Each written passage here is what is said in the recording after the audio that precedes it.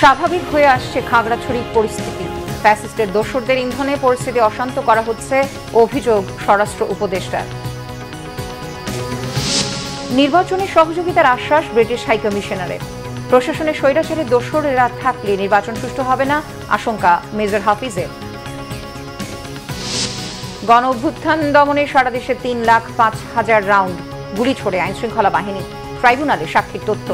ইনুর বিরুদ্ধে অভিযোগ গঠনের শুনানি 14 অক্টোবর। ইলিশ মাছ রক্ষায় অক্টোবরের 22 দিন মাছ ধরা নিষিদ্ধ। অনুমোদন থাকলেও ভারতে খুব বেশি ইলিশ রফতানি হয়নি, জানালেন উপদেষ্টা। দেখছিলেন ক্রাউন 7 সংবাদ শিরোনাম, এবার বিস্তারিত। খাগড়াছড়ি সদর উপজেলা ও পৌর এলাকায় 144 ধারা জারি রয়েছে।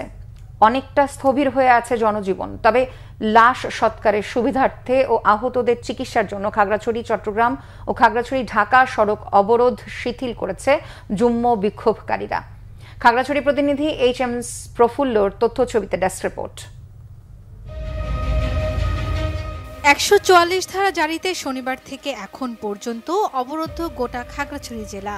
শহর জুড়ে থমথমে পরিস্থিতি। বন্ধ রয়েছে দোকানপাট, বিপাকে পড়েছে পর্যটন ও শ্রমজীবীরা। জনগণের নিরাপত্তায় বিভিন্ন পয়েন্টে মোতায়েন রয়েছে সেনাবাহিনী, বিজিবি, পুলিশ সদস্য। এছাড়া খাগড়াছড়িতে জেলা সদরে মোতায়েন রয়েছে 7 প্লাটুন বিজিবি। পাহাড়িদের মধ্যে একটা ঝামেলা চলতেছিল, তো ওই ঝামেলার কারণে পর্যটক আমরা যেখানে যাওয়ার উদ্দেশ্য ছিল ওখানে যেতে পারি নাই। আমাদের যে অফিসে যাইতে কষ্ট হচ্ছে, যেমন বাজার ঘাট বন্ধ, বাজারে যাইতে কষ্ট হচ্ছে। মালবাহী গাড়ি মালগুলা নষ্ট হচ্ছে, অনেকগুলা গাড়িতে দুর্গন্ধ ছুটতেছে। আলোচিত স্কুল ছাত্রী ধর্ষণের ঘটনার প্রতিবাদে জম্মু ছাত্র জনতার ব্যানারে আন্দোলন ও সহিংসতায় জেলার গুইমারার 3 পাহাড়ি নিহত হয়েছে। আহত একজন মেজর সহ সেনাবাহিনীর 13 সদস্য ও ওসি সহ 6 পুলিশ সদস্য সহ জেলার অর্ধশতাধিক পাহাড়ি বাঙালি। বর্তমান পরিস্থিতির পেছনে কারো ইন্ধন রয়েছে বলে দাবি করছেন স্থানীয় রাজনৈতিক নেতারা। ওইদিকে দাঙ্গা হচ্ছে, শোনা মাত্র প্রশাসনিক অ্যাকশন দরকার। আমি যেটা চোখে দেখতেছি, দ্রুত প্রশাসনিক অ্যাকশন ছাড়া এখানে সাম্প্রদায়িক দাঙ্গা রোধ করা যাবে না। কিছু সংখ্যক সুবিধাবাদী এখানে এসব সাম্প্রদায়িক দাঙ্গা ঘটিয়ে হয়তো কিছু সুবিধা নিতে চায়। সেই বিষয়গুলো আমার মনে হয় নজর রাখতে হবে। তারা আজকে আওয়ামী লীগের লোকরা এখানে উস্কানি দিয়ে আজকে একটা সন্ত্রাসী গ্রুপের বল করছে। বল করে আজকে এই জেলাতে আজকে এখানে একটা মেসাগার করার জন্য চেষ্টা করতেছে। ধর্ষণের ঘটনায় বাকিদের দ্রুত গ্রেফতারের দাবি জেলা পরিষদের।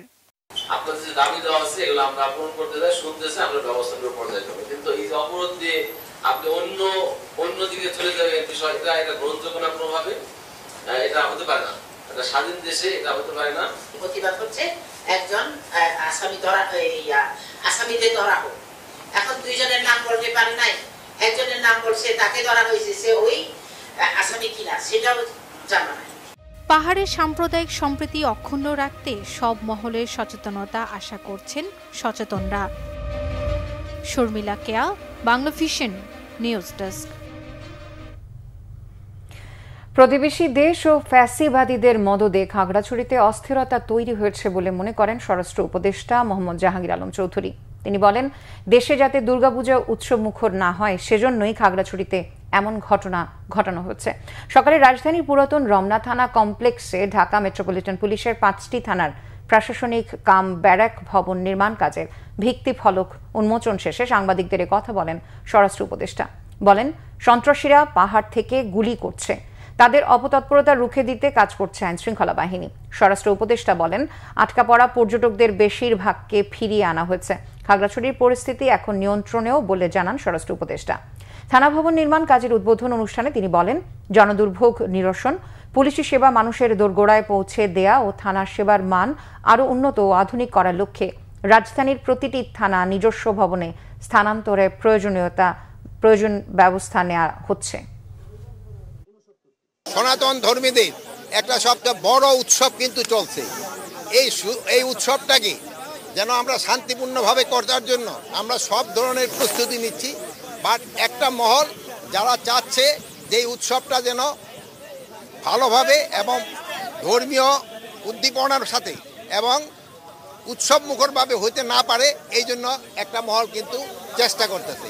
এই একটা মহলে কিন্তু এই খাগড়াছড়িতে এই ঘটনাটা ঘটার চেষ্টা। ভারতের ইন্ধনে বা ফ্যাসিস্টদের ইন্ধনে এই ঘটনাটা ঘটাচ্ছে। তা আমরা এটা যেন ঘটাতে না পারে এই জন্য আমরা আমাদের সর্বাত্মক ব্যবস্থা নিচ্ছি। বাংলাদেশের স্বচ্ছ ও শান্তিপূর্ণ নির্বাচন চায় যুক্তরাজ্য, আর নির্বাচনকালীন সময়ে 150 জনের পর্যবেক্ষণ দল পাঠাতে চায় ইউরোপীয় ইউনিয়ন। এই সংক্রান্ত বিষয়ে ইউরোপীয় ইউনিয়ন, বাংলাদেশ পররাষ্ট্র মন্ত্রণালয় ও নির্বাচন কমিশন একটি ত্রিপক্ষীয় সমঝোতা সই করা হবে, যার খসড়া ইসিতে জমা দিয়েছে ইউরোপীয় ইউনিয়নের প্রতিনিধি দল। বিস্তারিত মোবাশ্বের আহমেদের রিপোর্টে। যতই সময় যাচ্ছে ততই নির্বাচন আয়োজনে ব্যস্ততা বাড়ছে কমিশনের।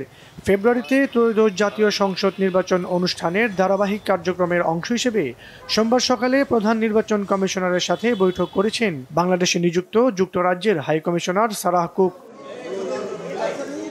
বৈঠক শেষে সংক্ষিপ্ত ব্রিফিংয়ে ব্রিটিশ হাই কমিশনার জানান, আসন্ন সংসদ নির্বাচন স্বচ্ছ করতে সহযোগিতা করবে তার দেশ, বিশেষ করে সিভিক এডুকেশন ও পোলিং এজেন্টদের প্রশিক্ষণ দেওয়ার বিষয়ে আগ্রহী দেশটি। And I reaffirmed the UK's support for free, fair, credible and peaceful elections here in Bangladesh next year.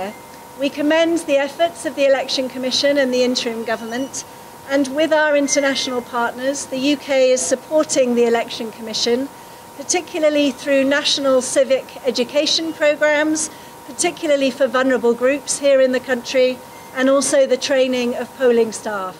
এরপর প্রধান নির্বাচন কমিশনারের সাথে বৈঠকে বসেন ইউরোপীয় ইউনিয়নের প্রতিনিধি দল। বৈঠক শেষে সাংবাদিকদের সাথে কথা বলেন কমিশনের সিনিয়র সচিব আক্তার আহমেদ। জানান, বাংলাদেশে নির্বাচনকালীন সময়ে 150 জন পর্যবেক্ষক পাঠাতে চায় ইইউ।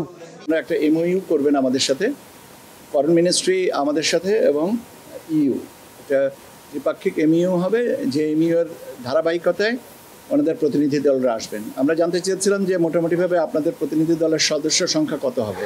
তো আমাদেরকে যে ধারণা দিয়েছেন সেটা হচ্ছে 150, 150 মতন আসবেন। শিডিউল ঘোষণার সময় থেকে ওনারা আসবেন বিভিন্ন পর্যায়ে, সবাই যে একসাথে 150 জন আসবেন তা না, বিভিন্ন পর্যায়ে ওনাদের প্রতিনিধি দল আসবেন। ত্রিপক্ষীয় সমঝোতার ভিত্তিতেই নির্বাচনকালীন সময়ে বিদেশি পর্যবেক্ষকরা দেশে অবস্থান করবেন বলেও জানান ইসির সিনিয়র সচিব। মোবাশ্বের আহমেদ, বাংলা ভিশন, ঢাকা। পাহাড়ে পুরনো খেলা শুরু হয়েছে বলে মন্তব্য করেছেন বিএনপির স্থায়ী কমিটির সদস্য অবসরপ্রাপ্ত মেজর হাফিজ উদ্দিন আহমদ। তিনি বলেন, প্রশাসনে স্বৈরাচারের দোসরেরা বসে আছে, এরা থাকলে নির্বাচন সুষ্ঠু হবে না। এদিকে বিএনপির সিনিয়র যুগ্ম মহাসচিব রুহুল কবির রিজভী বলেছেন, পাহাড় অশান্ত করতে ষড়যন্ত্রকারীদের মাস্টার প্ল্যান নস্যাৎ করে দিতে হবে। রিপোর্ট করেছেন সিকান্দার রেমান। বাংলাদেশের বর্তমান রাজনৈতিক ও সামাজিক প্রেক্ষাপটে স্বাধীনতা, সার্বভৌমত্ব রক্ষায় জাতীয় সংসদ নির্বাচনের বিকল্প নেই। এ বিষয়ে জাতীয় প্রেস ক্লাবে আলোচনা সভা করে জাতীয়তাবাদী মুক্তিযোদ্ধা দল। বিএনপির স্থায়ী কমিটির সদস্য অবসরপ্রাপ্ত মেজর হাফিজ উদ্দিন আহমদ বলেন, বাংলাদেশকে ধ্বংস করেছে আওয়ামী লীগ, রাষ্ট্র পরিচালনায় সফলতা অর্জন করতে পারেনি অন্তর্বর্তীকালীন সরকার। যারা নির্বাচন ভণ্ডুলের ষড়যন্ত্র করছে তাদের মোকাবেলায় হুঁশিয়ারি দেন মেজর হাফিজ উদ্দিন আহমদ। বাংলাদেশ যে এখনো নির্বাচনী ম্যাপে প্রার্থিত বা প্রয়োজনীয় পদক্ষেপ নিতে পারছে না, তার একটি কারণ হলো বর্তমান প্রশাসন এখানে স্বৈরাচারের দোসররা এখনো বসে আছে। এদেরকে সরাবার জন্য কোনো ব্যবস্থা নেওয়া হয় নাই এবং এরা থাকলে নির্বাচন সুষ্ঠু হবে না। সুতরাং আমরা বিএনপির পক্ষ থেকে দাবি জানিয়েছি, আবারও জানাবো, নিরপেক্ষ নির্বাচনের স্বার্থে অ্যাডমিনিস্ট্রেশনকে, প্রশাসন ব্যবস্থাকেও নিরপেক্ষ করতে হবে। ঠিক, আমরা স্বৈরাচারের দোসরদেরকে মাঠে রেখে নির্বাচনে যেতে পারি না। বিএনপির নয়াপল্টনের কেন্দ্রীয় কার্যালয়ে সাংবাদিকদের সাথে কথা বলেছেন দলের সিনিয়র যুগ্ম মহাসচিব রুহুল কবির রিজভী। পার্বত্য এলাকা নিয়ে নানা ধরনের ষড়যন্ত্রের অভিযোগ করেন তিনি। দেশের নানা প্রান্তে নানা ধরনের ঘটনা ঘটানোর চেষ্টা চলছে। পাহাড়ে আমরা অশান্তির কিছু ঘটনা দেখতে পাচ্ছি। হঠাৎ করে এই সমস্ত বিষয়গুলো মানুষকে নানাভাবেই ভাবিয়ে তুলছে। তো এগুলো আমি মনে করি যে কোনো বিচ্ছিন্ন ঘটনা নয়, প্রতিটি ঘটনার সাথে কোনো চক্র জড়িত আছে। কাঁধে কাঁধ মিলিয়ে দেশ বিরোধী কোনো মাস্টার প্ল্যান থেকে থাকে, অশুভ পরিকল্পনা থেকে থাকে, আমাদের প্রত্যেককে সেটি ব্যর্থ করতে হবে, সেটি নস্যাৎ করতে হবে। এদিকে বিদ্যুৎ বিভাগের স্বেচ্ছাচারিতা, অনিয়ম, দুর্নীতি ও গ্রাহক হয়রানি প্রতিরোধে জাতীয় প্রেস ক্লাবে এক মতবিনিময় সভা হয়েছে।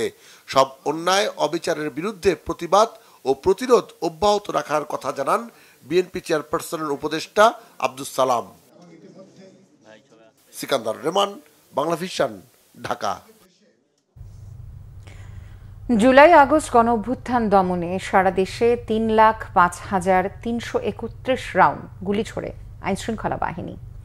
শেখ হাসিনা সহ ৩ জনের বিরুদ্ধে দেয়া সাক্ষ্যে এ তথ্য জানান তদন্ত কর্মকর্তা।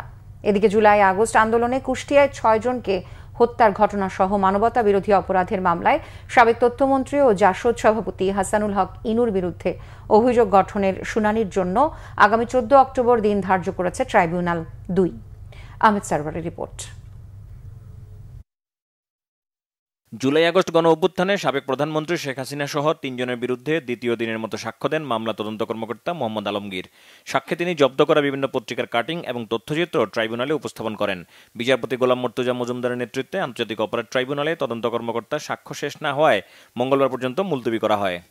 সরকারের যে একটা হিসাব আছে, অর্থাৎ ওই সরকার যে হিসাব করেছিলেন ৩,০৫,০০০-এরও বেশি রাউন্ড গুলি ছোড়া হয়েছিল আন্দোলন দমনকারীদের জন্য, দমন করার জন্য উদ্দেশ্যে, সেইটার পরিসংখ্যানটা উপস্থাপন করা হবে। তার মধ্যে ৯৫,০০০-এরও বেশি গুলি অর্থাৎ রাউন্ড গুলি করা হয়েছিল ছাত্র জনতার আন্দোলনকে দমন করার জন্য ঢাকা মেট্রোপলিটন সিটি এলাকায়। আর একটা প্রশ্ন আপনাদের বারবার মনেও আসতে পারে, কালকেও হয়তো বিভিন্ন মিডিয়াতে আপনারা দেখেছেন, বিভিন্ন জন প্রশ্ন করেছেন যে বোমা ছোড়ার নির্দেশ ছিল না সাউন্ড গ্রেনেড ছোড়ার নির্দেশ ছিল। তো আজকে যে ভিডিওটা গতকালও দেখানো হয়েছে, আজকেও আপনারা দেখেছেন সাউন্ড গ্রেনেড নিক্ষেপ করা হচ্ছে। এদিকে জুলাই আগস্ট গণ অভ্যুত্থানে কুষ্টিয়ায় ৬ জন হত্যা সহ মানবতা বিরোধী অপরাধের ৮টি সুনির্দিষ্ট অভিযোগে জাসদ সভাপতি ও সাবেক তথ্যমন্ত্রী হাসানুল হক ইনুর বিরুদ্ধে অভিযোগ গঠনের শুনানি হবে ১৪ অক্টোবর। বিচারপতি নজরুল ইসলাম চৌধুরীর নেতৃত্বে আন্তর্জাতিক অপরাধ ট্রাইব্যুনাল ২ এই মামলায় হাসানুল হক ইনুকে গ্রেপ্তার দেখিয়ে আদেশ দেন।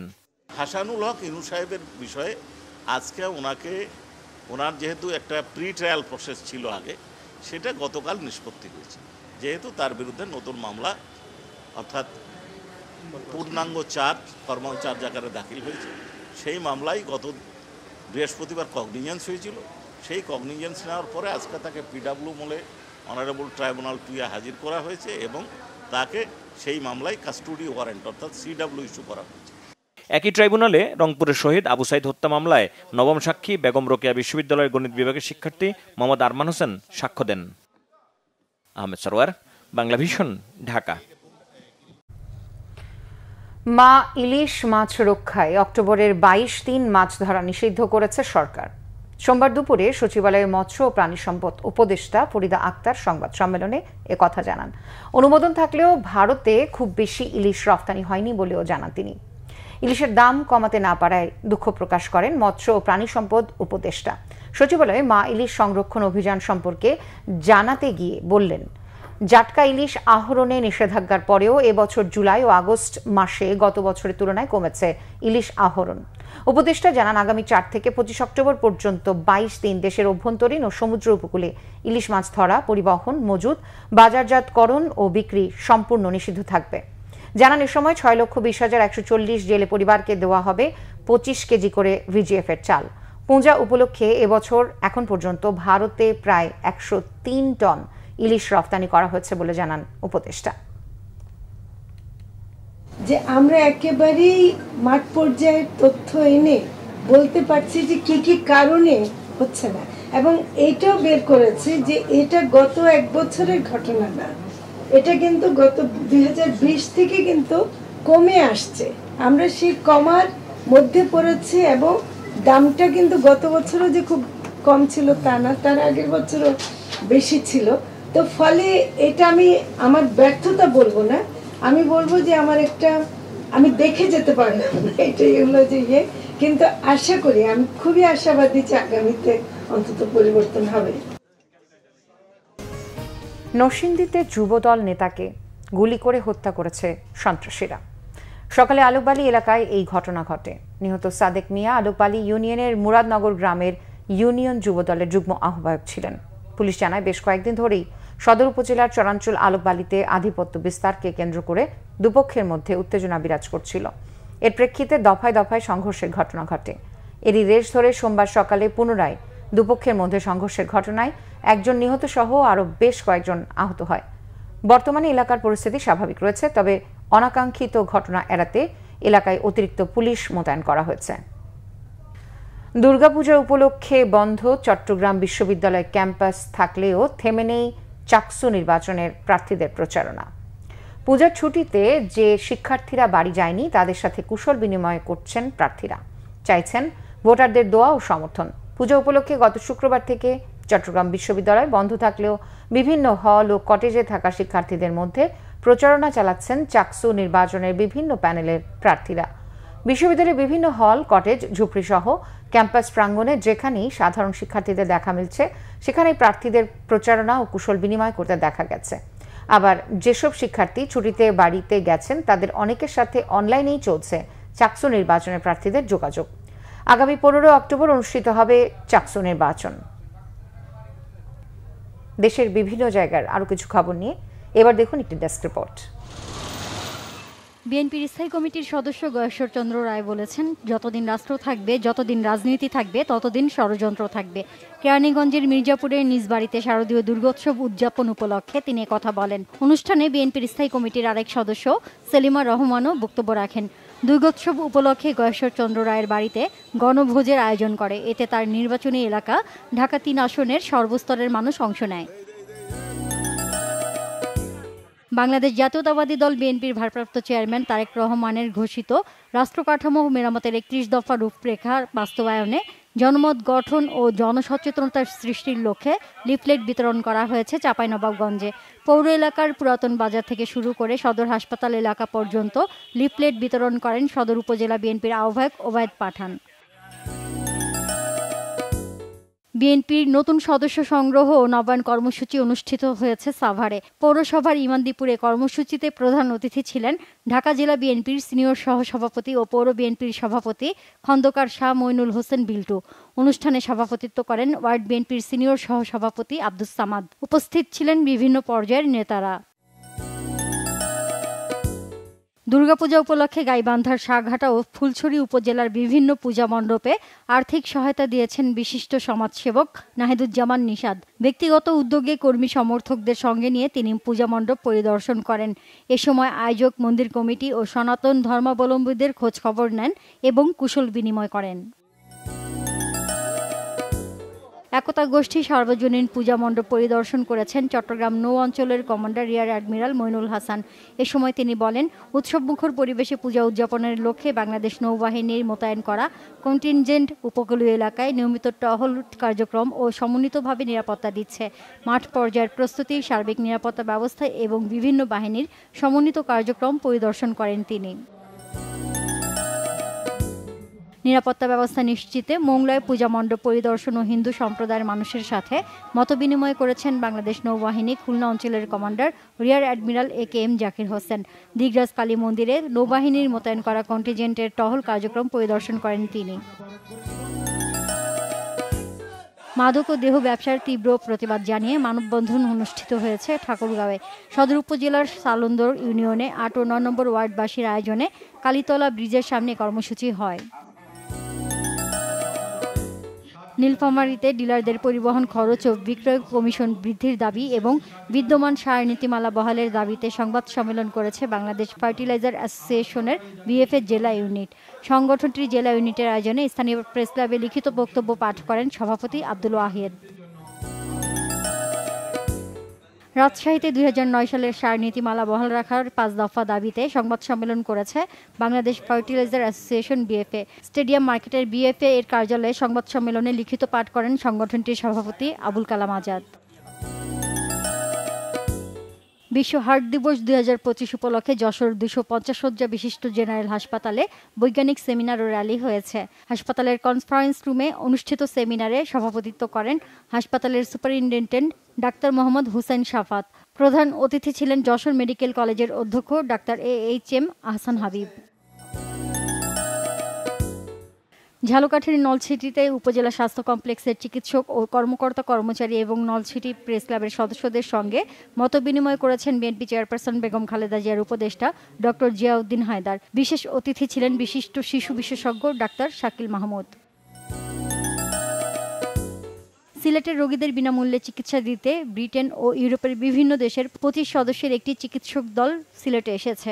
তাফিদা রাকিব ফাউন্ডেশনের সভাপতি সেলিনা বেগমের নেতৃত্বে এসেছেন তারা। বিমানবন্দরে শুভেচ্ছা জানান ফাউন্ডেশনের মুখপাত্র ও লন্ডন ওয়েলসের BBC celebrity chef Abul Hossain. Sustainable coastal and marine fisheries প্রকল্পের আওতায় একটি কর্মশালা হয়েছে খুলনা সিএসএস আভাস সেন্টারে। এতে প্রধান অতিথি ছিলেন মৎস্য ও জলবায়ু পরিবর্তন মন্ত্রণালয়ের অতিরিক্ত মহাপরিচালক এবং টেকসই উপকূলীয় ও সামুদ্রিক মৎস্য প্রকল্পের প্রকল্প পরিচালক মোহাম্মদ জিয়া হায়দার চৌধুরী। সভাপতিত্ব করেন মৎস্য ও জলবায়ু পরিবর্তন মন্ত্রণালয়ের খুলনা বিভাগীয় পরিচালক মোহাম্মদ জাহাঙ্গীর আলম। সাতক্ষীরা শহরের বর্জ্য ব্যবস্থাপনা সংকট ও সমাধান শীর্ষক নাগরিক সংলাপ অনুষ্ঠিত হয়েছে। জেলা পাবলিক লাইব্রেরি মিলনায়তনে সংলাপে প্রধান অতিথি ছিলেন পরিবেশ অধিদপ্তর সাতক্ষীরার সহকারী পরিচালক মোহাম্মদ আসাদুজ্জামান। বাপা সাতক্ষীরার সভাপতি আবুল কালাম আজাদের সভাপতিত্বে সংলাপে বক্তব্য রাখেন খাল বাঁচাও আন্দোলনের সভাপতি প্রফেসর মোজাম্মেল হোসেন, সাংবাদিক কল্যাণ ব্যানার্জি, প্রেস ক্লাবের সাধারণ সম্পাদক আসাদুজ্জামান আসাদ সহ অনেকে। Naznin Akhter, Banglavision news desk. সংবাদ শেষ করব ক্রাউন সিমেন্ট শিরোনামগুলো আরো একবার জানিয়ে। স্বাভাবিক হয়ে আসছে খাগড়াছড়ির পরিস্থিতি। ফ্যাসিস্টের দোসরদের ইন্ধনে পরিস্থিতি অশান্ত করা হচ্ছে, অভিযোগ স্বরাষ্ট্র উপদেষ্টার। নির্বাচনে সহযোগিতার আশ্বাস ব্রিটিশ হাইকমিশনারের। প্রশাসনে স্বৈরাচারের দোসরেরা থাকলে নির্বাচন সুষ্ঠু হবে না, আশঙ্কা মেজর হাফিজের।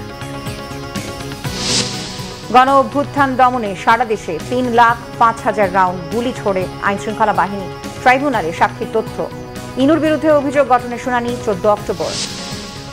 মা ইলিশ মাছ রক্ষায় অক্টোবরে 22 দিন মাছ ধরা নিষিদ্ধ। অনুমোদন থাকলেও ভারতে খুব বেশি ইলিশ রপ্তানি হয়নি, জানালেন উপদেষ্টা। এই ছিল এখনকার মতো। পরের সংবাদ সন্ধ্যা 7:30টায় দেখার আমন্ত্রণ রইল। এছাড়া বাংলাভিশন সংবাদ ও সংবাদ সংশ্লিষ্ট অনুষ্ঠান দেখতে ভিজিট করুন www.bbnews24.com ও facebook.com/banglavishnnews এবং সাবস্ক্রাইব করুন youtube.com/banglavishnnews। এতক্ষণ সাথে থাকার জন্য ধন্যবাদ সবাইকে।